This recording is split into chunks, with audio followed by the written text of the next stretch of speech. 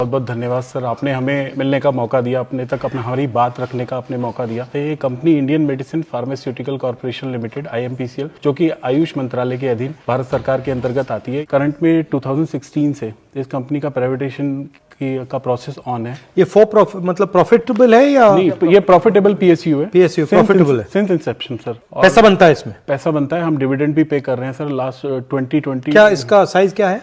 ये अभी सर जो हमारा टर्नओवर है अराउंड 250 हमारा टर्नओवर है 250 CR का, और कंपनी लगातार प्रॉफिट में है सर।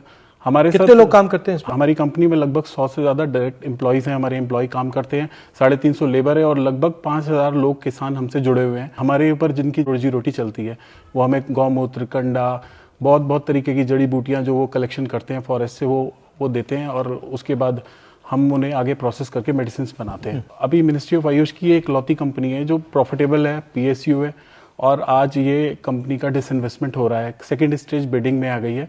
सर हमारे पास क्या है, हमारे पास एक 1 पीस ऑफ लैंड है, प्लेन लैंड है, 50 एकर्स अराउंड। वो गवर्नमेंट का लैंड है, अभी वहाँ इंडस्ट्रियल एरिया के अंतर्गत आता है।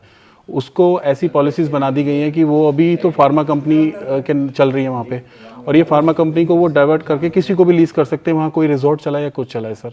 क्या चाहते हैं हम, क्या करें, पार्लियामेंट में रेज करें? सर आप अपनी जो आपकी एक वॉइस है sir, loud and clear voice में जो अपनी बात रखते हैं सर, वैसे सिर्फ हमारी इस बात को एक बार प्रधानमंत्री जी को बोलिए। हम तो उनको लेटर लिखते लिखते थक गए, शायद आपकी बात सुनेंगे और एक बार इसको रिकंसिडरेशन में डालेंगे। आप कह रहे थे कि किसी की आंख जमीन पे है, तो प्राइवेट या बंद करना चाह रहे हैं और फिर उस जमीन को बेचना चाह रहे हैं, कुछ आइडिया है आपको कि उनकी क्या, उनका योजना क्या है? वेरी फर्स्ट टाइम जब इसका कंपनी का ये डिसाइड हुआ 2017 में कि इस कंपनी को प्राइवेटाइजेशन किया जाएगा, उसके बाद 2019 में पहली बार इसका बिड पब्लिश हुआ, EOI पब्लिश हुआ। तो EOI पब्लिश होने के बाद उसमें कुछ बिडर्स थे तो वो बैकआउट कर गए, कुछ वहाँ पर इश्यूज थे वाटर के एंड ऑल, तो वो बैकआउट कर गए। उसके बाद अक्टूबर 2023 में दोबारा से इसको जो और एसेट्स, लैंड है और फैक्ट्री है?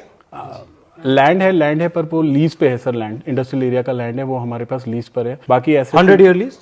हाँ, और क्या एसेट्स है? बिल्डिंग्स हमारा इंफ्रास्ट्रक्चर है, प्लांट एंड मशीनरी है, हमारी मशीन है जो हमारे दवाइयाँ हम बनाते हैं, पैकेजिंग की।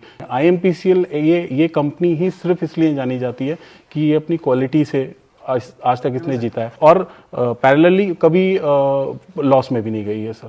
प्रॉफिट मेकिंग है, सारे एम्प्लॉयज़ की सैलरी कंपनी खुद अर्न करती है, और खुद अपनी सैलरी हम डिस्ट्रीब्यूट करते हैं। हम कभी गवर्नमेंट से कोई फंड नहीं लेते, जो गवर्नमेंट ने देना वो उनकी मर्जी है, वो कुछ इन्वेस्ट करना चाहे करें। बेसिकली पब्लिक सेक्टर को दे रहे हैं, मतलब बांट रहे हैं। हिंदुस्तान के जो एसेट्स हैं उनको बांटा जा रहा है। आप अगर एक बार गो थ्रू, ठीक है, विल लुक इनटू इट। हाँ, थैंक यू वेरी मच।